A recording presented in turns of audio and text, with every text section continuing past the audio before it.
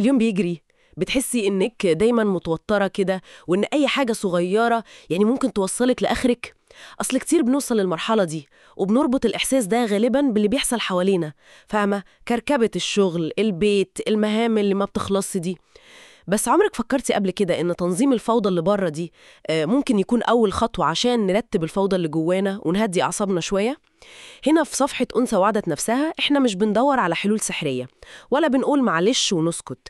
لأ، هدفنا أعمق من كده شوية، عايزين نوصل سوا لسلام نفسي حقيقي، وده بخطوات عملية، خطوات تنفع في حياتنا اليومية بجد.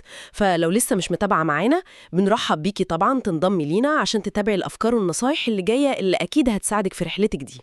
فعلا فعلا العلاقة دي واضحة قوي بين اللي بنشوفه وبنعيشه حوالينا وإحساسنا الداخلي عن التوتر أو الهدوء ده. بس يمكن السؤال الأهم بقى، إزاي بالظبط؟ يعني إزاي الترتيب ده فعلا بيقلل العصبية؟ إيه اللي بيحصل جوانا يعني؟ ده سؤال مهم جدا. في كلامنا النهاردة هنحاول نفهم سوا كده إزاي تنظيم مهام اليوم وإدارة الوقت ممكن والله يكونوا سلاح فعال ضد التوتر والعصبية. خلينا نمسك أهم الأفكار اللي بتوضح ده. نبدأ بأول فكرة وهي تقليل التشتت الذهني. عارفة إزاي؟ لما اليوم بيبقى ماشي بخطة واضحة، العقل بيقدر يركز شوية بدل ما يفضل يتنطط بين ألف حاجة وحاجة. التفكير في كل المهام المطلوبة دي في نفس الوقت بيعمل ضغط رهيب. يعني الأبحاث بتقول إن الفوضى اللي حوالينا دي بتترجم في الجسم لزيادة في إفراز الكورتيزول. الكورتيزول، مهم. هرمون التوتر. بالظبط، هو ده الهرمون الأساسي المسؤول عن استجابتنا للضغط والتوتر. تقصد إن العقل يعني كأنه بيلاقي مساحة يتنفس فيها لما المهام تكون منظمة قدامه، زي فكرة إن الواحد لما يرتب مكتبه أو أوضة نومه فجأة يحس براحة نفسية كده؟ بالظبط كده. الفوضى في المكان ممكن توحي للعقل إن الحياة كلها خارج السيطرة، ومن ناحية تانية وجود روتين يومي حتى لو بسيط قوي بيدي إحساس بالثبات والأمان، الروتين كمرساة يعني. وبيوفرها للتعامل مع التحديات الأكبر. وده يوصلنا لنقطة تانية مرتبطة بيها جدا، تقليل التوتر اللي بيجي من المجهول. جزء كبير قوي من القلق بيجي من عدم اليقين، من إحساس يا ترى إيه اللي مستنيني بكرة. التفكير ده لوحده متعب. جدا. فلما يكون عندك تصور واضح ليومك حتى لو كان يوم مليان شغل، ده بيخلق إحساس بالاستعداد والطمأنينة بدل الخوف من المفاجآت اللي مش متوقعينها دي. الجدول حتى لو مرن شوية بيطمن. والنقطة دي بتفتح الباب لفكرة مهمة قوي، وهي استعادة الإحساس بالتحكم. لما الواحدة بتحس إنها قادرة تنظم وقتها وتوجه يومها، ده بيديها شعور بالقوة والسيطرة، بدل ما تفضل حاسة إنها مجرد رد فعل للأحداث وللطلبات اللي حواليها. الإحساس ده بالذات، إحساس السيطرة، بيقلل الضغط العصبي بشكل ملحوظ جدا. بس لحظة، فكرة السيطرة دي هل هي واقعية دايما؟ يعني هو مجرد إني أكتب المهام ده كفاية؟ طب ولو اليوم مشي عكس الخطة اللي كنت حاططها، مش ده ممكن يسبب إحباط وتوتر زيادة؟ دي نقطة مهمة فعلا. السيطرة هنا مش معناها التحكم المطلق في كل دقيقة أو كل حدث، ده مستحيل طبعا. القوة بتيجي من عملية التخطيط والتنظيم نفسها، وكمان من المرونة في التعامل مع أي حاجة جديدة تحصل. الفكرة إننا نقسم المهام الكبيرة قوي دي لأجزاء صغيرة نقدر نتعامل معاها، ده هو المفتاح. زي إيه مثلا؟ ممكن نستخدم طرق بسيطة قوي زي قاعدة الدقيقتين. لو مهمة بتاخد أقل من دقيقتين اعمليها فوراً، ما تأجليهاش. أو نستخدم أدوات تنظيم زي تطبيقات زي تريلو، أو حتى مجرد ورقة وقلم وقائمة مهام مكتوبة. الأهم بقى من ده كله هو تحديد الأولويات. بالظبط، المهم فعلاً وإيه اللي ممكن يتأجل.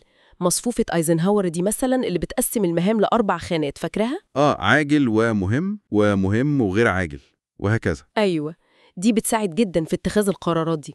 الفكرة إننا نوجه طاقتنا للأهم، وده بيزود الكفاءة وبيقلل الإحساس بالتوهة والضياع ده. والكلام عن الأولويات والمهام بيودينا لنقطة حساسة عند ناس كتيرة قوي، مواجهة التسويف. التسويف. التأجيل المستمر ده غالباً بيكون معاه قلق وتوتر داخلي بيزيد مع الوقت. والمشكلة إن القلق ده بيخلينا نأجل أكتر، فندخل في حلقة مفرغة كده. تنظيم الوقت بيساعد نكسر الحلقة دي بإننا نحدد وقت معين نبدأ فيه المهام، خصوصاً اللي بنلاقيها صعبة أو مملة. بس ساعات التسويف ده مش بيكون قرار واعي بالكسل قد ما هو هروب. الواحد بيبقى بيهرب من إحساس بالفشل المتوقع أو من صعوبة المهمة نفسها أو حتى من الملل. هل التنظيم لوحده كافي هنا؟ ده حقيقي جدا، عندك حق. التسويف ليه جذور نفسية أعمق من مجرد سوء إدارة وقت. ممكن يكون مرتبط بالخوف من النقد، أو بالسعي المبالغ فيه للكمال، أو حتى بتقدير الذات القليل شوية. تمام. وهنا التنظيم بيكون جزء من الحل، مش الحل كله طبعا. الجزء التاني بقى هو إننا نتعامل مع المشاعر دي. يعني نبدأ بخطوة صغيرة جدا، مجرد دقيقة أو 2 في المهمة، ونحتفل بالخطوة دي، نفرح بيها، ونتعلم نقبل إن مش لازم كل حاجة تطلع مثالية من أول مرة.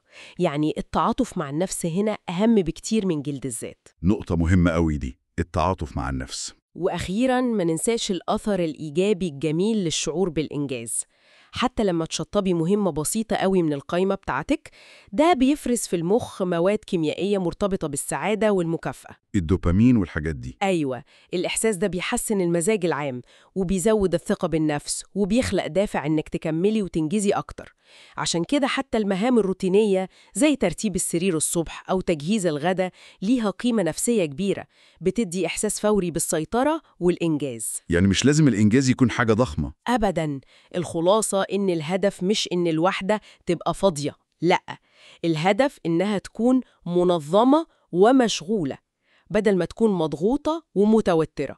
الفرق كبير قوي. كمية المهام مش هي المشكلة الأساسية، قد ما طريقة التعامل معاها وترتيبها. في النهاية بقى الرسالة اللي دايماً بنأكد عليها: كل ست تستاهل تعيش يومها بهدوء وطمأنينة، وتلاقي وقت لنفسها وللحاجات اللي بتحبها، بدل ما تفضل في سباق مع الوقت ومع نفسها.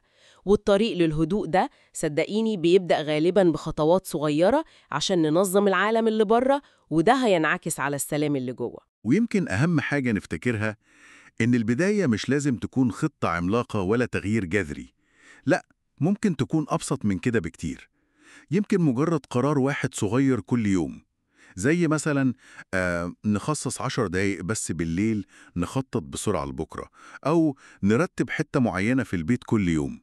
نقطة بداية صغيرة نبني عليها بعد كده. بالظبط كده. البداية الصغيرة المستمرة هي سر النجاح دايما. استمروا في متابعتنا هنا في صفحة أنثى وعدت نفسها، عشان نكمل رحلتنا دي سوا خطوة بخطوة نحو الهدوء والسكينة اللي كلنا بندور عليها. سلامك النفسي يستاهل تبدأي عشانه.